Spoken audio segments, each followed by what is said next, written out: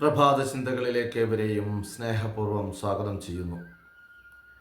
രൂപം കൊണ്ടും ചില നേരത്തെ പ്രവർത്തന ശൈലികളിൽ കൊണ്ടും ആളുകളെ നമുക്ക് വിലയിരുത്താനാവണമെന്നില്ല. അവജ്ഞയോടെ നാം മാറ്റി നിർത്തപ്പെട്ടവരാകും ചിലപ്പോൾ അപ്രതീക്ഷിത സഹായമായി വരുന്നത്. പ്രതീക്ഷകൾ അറ്റുപോകുന്ന സമയം പിടിവള്ളിയായി നിനക്കാത്ത ആളുകളാവും കൂടെ ഉണ്ടാവുക.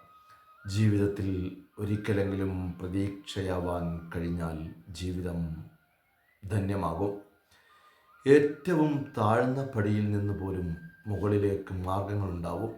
അതിനാൽ പിന്നിലായിപ്പോയി എന്ന് കരുതി ഒരിക്കലും നിരാശപ്പെടരുത്.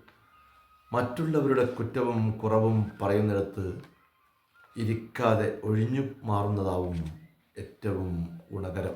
കാരണം നമ്മളിരുന്ന കസാര ഒഴിയുന്ന സമയം മുതൽ അടുത്ത ചർച്ച നമ്മളെക്കുറിച്ചായിരിക്കും.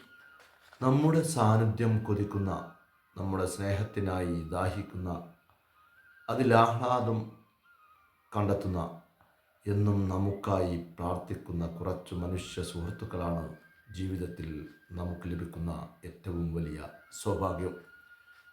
പ്രഭാത ചിന്തകൾ നാളെ കാലത്ത് കേൾക്കാം.